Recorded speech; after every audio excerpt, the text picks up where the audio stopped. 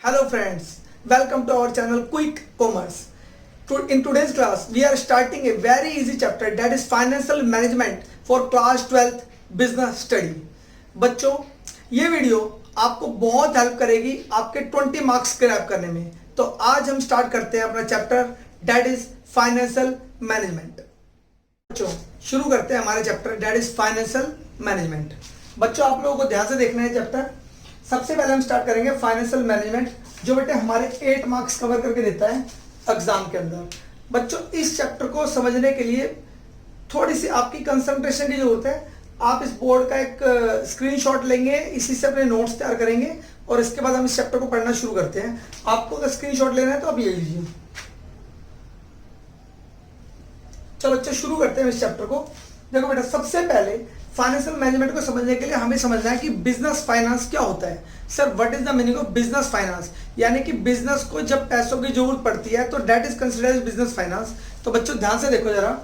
सबसे पहले हमारा क्वेश्चन है व्हाट इज बिजनेस फाइनेंस। तो हमारा जो मेन टॉपिक है कि बिजनेस फाइनेंस चीज क्या है। तो सबसे पहले मैं बता दूं आपको कि basically requirement of money. Business finance क्या है, सुनो।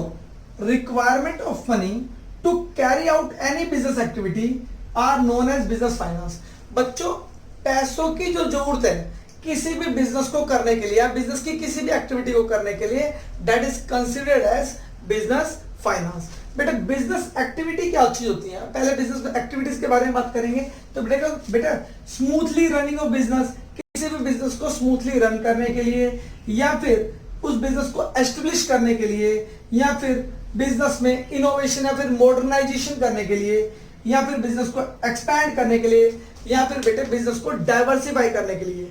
अब कुछ बच्चों को डाइवर्सिफाई के मतलब में प्रॉब्लम आती है। बेटे, डाइवर्सिफाई का मतलब होता है चेंज द प्रोडक्ट लाइन, यानी कि जिस चीज का हम बिजनेस करते हैं उसके अलावा हम किसी ऐसी चीज का बिजनेस शुरू करें जो बिल्कुल न्यू हो। जैसे कि कोई भी कंपनी है, जैसे मान लो मैं तुमसे एक एग्जांपल देता हूं, सैमसंग है। सैमसंग इलेक्ट्रॉनिक आइटम्स बनाती है, लेकिन मान लो सैमसंग अभी किसी फार्मास्यूटिकल इंडस्ट्री का एक पार्ट बन जाए, तो बेसिकली वो भी एक एग्जांपल है आपके डाइवर्सिफिकेशन का। इसी तरह से बहुत सारी कंपनियां हैं इंडिया के अंदर जिन्होंने अपने बिजनेस को डाइवर्सिफाई किया, जैसे आईटीसी, इंडियन टबैको कंपनी। बच्चों, इसने भी अपने बिजनेस को, अब देखो आपके कंज्यूमेबल आइटम्स पे आ गई है। पहले ये सिर्फ टबैको प्रोडक्ट्स बनाती थी, क्लासमेट की कॉपियां भी इसी की बनती है। आगे देखिए बेटे, बिजनेस फाइनेंस के बारे में आपको समझ आया। अब बिजनेस फाइनेंस बेसिकली है क्या? रिक्वायरमेंट ऑफ मनी है बच्चों to carry out any business, किसी भी बिजनेस को करने के लिए जो भी हमें पैसों की जरूरत पड़ती है उसे बोलते हैं बिजनेस फाइनेंस। अब बेटे सुनो, कॉन्सेप्ट को समझो कि अगर मैं बात करता हूं बिजनेस फाइनेंस की, तो बिजनेस फाइनेंस की मैनेजमेंट होना बहुत जरूरी है। क्योंकि देखो, अगर बिजनेस में जो पैसा है उसको कोई व्यक्ति मैनेज नहीं करेगा तो फिर वो पैसा अदर जो बेकार की जगह है वहां पर यूटिलाइज होना शुरू हो जाएगा या फिर उसकी प्रॉपरली प्रिक्योरमेंट या फंडिंग्स प्रॉपर नहीं रहेंगी। तो इसीलिए हम इससे आगे स्टार्ट करते हैं। बेसिकली बेटे के नोट्स को देखते हैं। देखो नोट क्या है, every business requires a management of business finance. हर बिजनेस को ध्यान रखना, बिजनेस फाइनेंस की मैनेजमेंट की रिक्वायरमेंट होती है and it is known as financial management. और इसी को बेटे फाइनेंशियल मैनेजमेंट बोलते हैं। अगर मुझसे कोई बोले कि sir what is the definition of financial management, तो फिर हम इस डेफिनेशन के साथ चलेंगे। आप जरा डेफिनेशन देखिए। कह रहा financial management is defined as planning. बेटे प्लानिंग कि पैसा आएगा तो कहां से आएगा और हमें कितने पैसों की जरूरत है। ऑर्गेनाइजिंग, मनी को ऑर्गेनाइज करना प्रॉपर मैनर में। डायरेक्टिंग, और उसको डायरेक्शन प्रोवाइड करना। एंड लास्ट इज कंट्रोलिंग, और बच्चों मनी पे कंट्रोल कि वो कहीं अननेसेसरली यूज तो नहीं हो रहा है।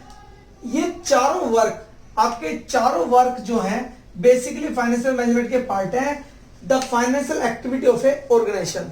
तो अगर मुझसे कोई बोले कि sir what is financial management, तो सिंपल सी डेफिनेशन है, it is defined as planning, organizing, directing and controlling the financial activity of a organization. That's it बच्चों। फाइनेंशियल मैनेजमेंट उम्मीद करता हूं आपको बहुत अच्छे से समझ आया होगा। इसके बाद हम बात करते हैं a financial management basically concern with. एक फाइनेंशियल मैनेजमेंट बेसिकली किस चीज से जुड़ा हुआ है? देखिए, बेसिकली हमारा पहला वर्क है प्रिक्योरमेंट ऑफ फंड, ठीक है बच्चों। दूसरा वर्क हमारा investment of funds in long term and short term projects and third is distribution of earning to honour.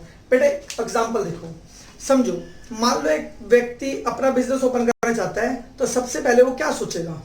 सबसे पहले वो प्लान करेगा कि उसे बिजनेस क्या करना है। उसके बाद वो देखेगा कि इस बिजनेस में कितने पैसों की जरूरत पड़ेगी। फर्स्टली वो इन्वेस्टमेंट सोचेगा कि कितनी इन्वेस्टमेंट होने वाली है, तो पैसा कहां से आएगा। दैट इज कंसिडर्ड एज बेटे प्रोक्योरमेंट ऑफ फंड, जिसी को हम फाइनेंशियल डिसीजन बोलते हैं। इसी का दूसरा नाम फाइनेंशियल डिसीजन है। इसी के अंदर हम जब देखते हैं कि बिजनेस को जो पैसा चाहिए उसका सोर्स क्या है, वो पैसा कहां से आएगा। वो पैसा वो खुद लगाएगा, मार्केट से उठाएगा, whatever, there are lot of sources of business finance. इसके बाद बेटे बात करते हैं, अब पैसा उसने ले लिया, इकट्ठा कर लिया, इसके बाद वो इन्वेस्टमेंट। बेटे इन्वेस्टमेंट करने के लिए मनी को देखना पड़ता है कि वो लॉन्ग टर्म में इन्वेस्ट करना है और शॉर्ट टर्म में, और या बोथ में। तो जहां पर भी वो लॉन्ग टर्म या शॉर्ट टर्म दोनों में इन्वेस्टमेंट डिसीजन लेगा, that is considered as investment of funds as long term and short term project. इसके बाद बेटे ध्यान रखना, हमारे लॉन्ग टर्म और शॉर्ट टर्म डिसीजन दो पार्ट में बटे हुए हैं। First is capital budgeting decision and second is working capital decision. Sir what is the meaning of capital budgeting decision? बेटे all long term decision are considered as capital budgeting decision, और बेटे सारे short term decision consider किए जाते हैं working capital decision के नाम से। इसके बाद बात करते हैं बेटे, जब बिजनेस में पहले पैसे आए, उसके बाद बिजनेस हुआ, बिजनेस से पैसे अर्न किए, अब ये पैसे को बिजनेस के अंदर रिटेन करना चाहिए या उसके शेयर होल्डर्स में बांट देना चाहिए। This decision is considered as distribution of earning to owner, that is dividend decision. अगर इसके भी बहुत सारे फैक्टर है बच्चों, हम धीरे धीरे एक एक चैप्टर एक एक डिसीजन को पढ़ेंगे और हम लोग इसको धीरे धीरे कवर करेंगे ताकि आप लोगों के कॉन्सेप्ट बिल्कुल अच्छे से कवर हो जाए। इसके बाद बात करते हैं बेटे हम लोग ऑब्जेक्टिव ऑफ फाइनेंशियल मैनेजमेंट। बच्चों फाइनेंशियल मैनेजमेंट के ऑब्जेक्टिव्स को ध्यान से देखेंगे। ऑब्जेक्टिव क्या क्या है हमारे फाइनेंशियल मैनेजमेंट के? Basically it has only one object, लेकिन इसके बाद मैं बताता हूं कि हम लोग इसे दो ऑब्जेक्टिव में तोड़ देते हैं। Number one is maximization of share holder wealth and second is maximization of profit. बच्चों अब बहुत प्रॉब्लम है, sir what is the meaning of maximization of share holder wealth? बच्चों शेयर होल्डर वेल्थ को मैक्सिमाइज करने का मतलब होता है बेसिकली अर्निंग पर शेयर को मैक्सिमाइज करना। एक ऑर्गेनाइजेशन में जैसे ही अर्निंग पर शेयर मैक्सिमाइज होगी तो हम लोग बोलेंगे कि ये मैक्सिमाइजेशन ऑफ वेल्थ हो रही है। ध्यान से देखो बेटे, maximization of share holder wealth को देखो, it means maximization of market value of the equity share, यानी कि मार्केट में इक्विटी शेयर की वैल्यू का मैक्सिमाइजेशन ही maximization of share holder wealth है। और maximization of profit relates to, it means maximization of profit in a organisation.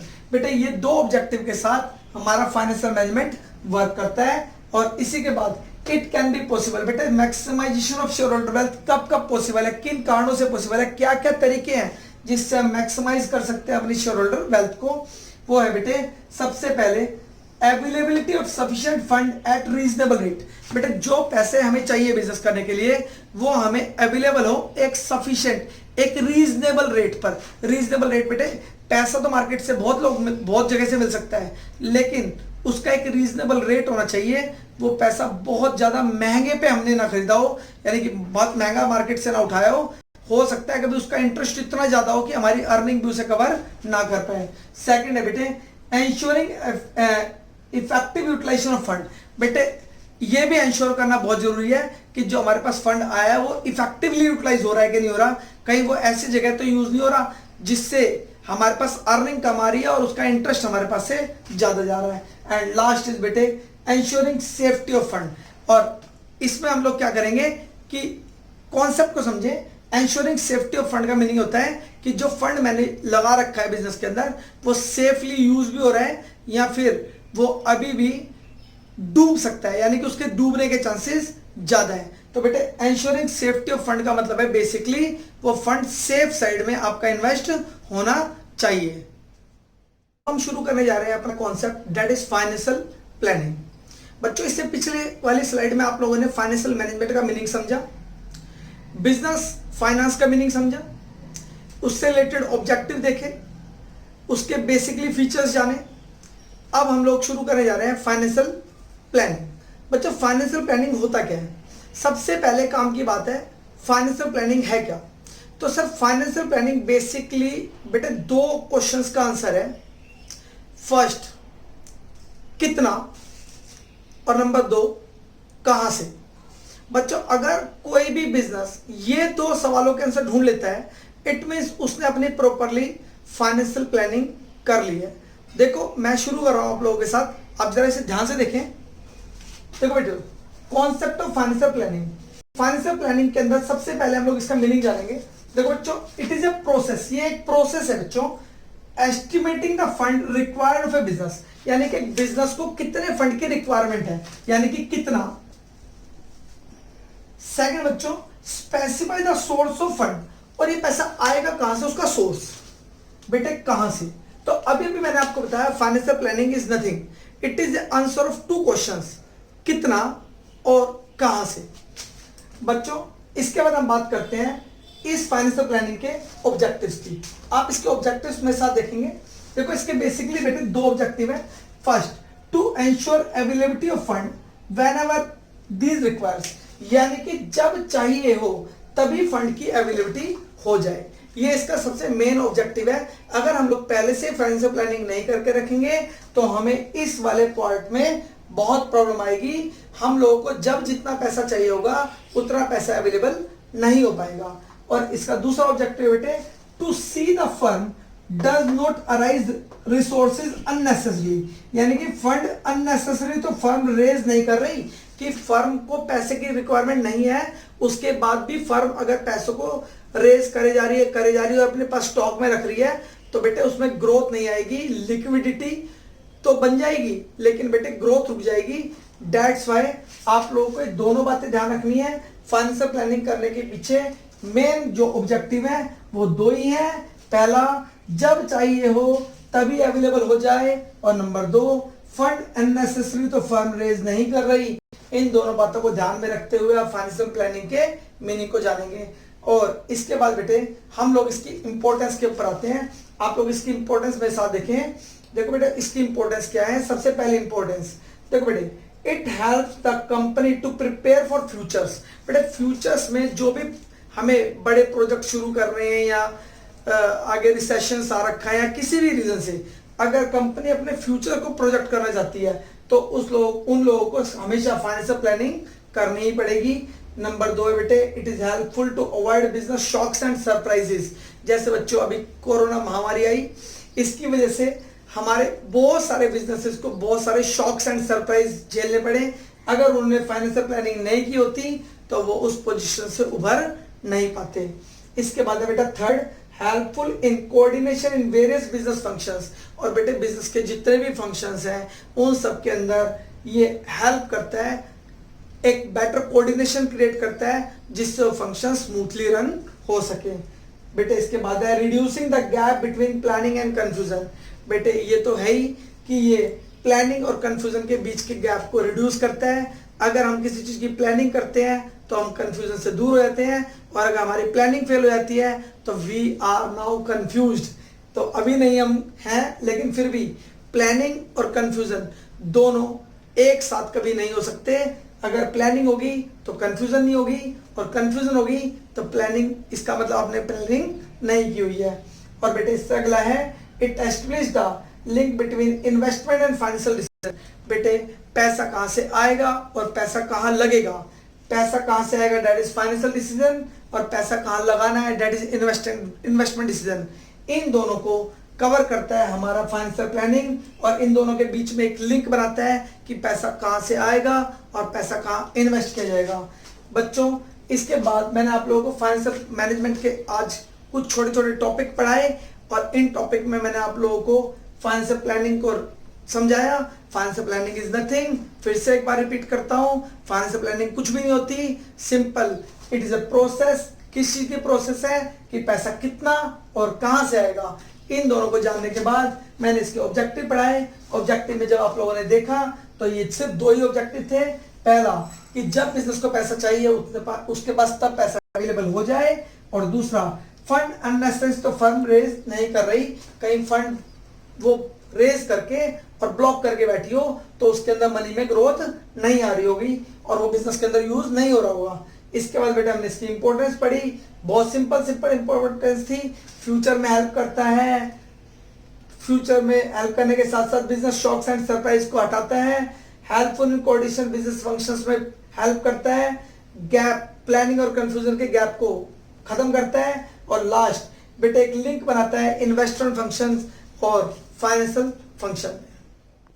हो आपको आज की वीडियो समझ आई होगी, पसंद आई होगी, और आप इस वीडियो को अपने फ्रेंड्स के साथ शेयर करें, मेरे चैनल को सब्सक्राइब करें, बेल आइकन दबाएं ताकि आपको आने वाली वीडियोस मिलती रहें। और बच्चों साथ ही आप उन बच्चों को भी वीडियो शेयर करें जिन बच्चों के इस जुलाई के मंथ में एग्जाम होने वाले हैं, ये उनके लिए बहुत बहुत हेल्पफुल है। मैं इन वीडियोस के अंदर आपके सारे के सारे कॉन्सेप्ट कवर करूंगा। वीडियोस बहुत छोटी होती हैं, 15 to 20 मिनट, 30 मिनट से ज़्यादा की मैं वीडियो नहीं बनाने वाला हूं, ताकि आप इन वीडियोस को देख देख कर सारे के सारे कॉन्सेप्ट को कवर करते चलें। इसके अंदर हम सारे की सारी केस स्टडीज भी कवर करते चलेंगे। Okay, thank you.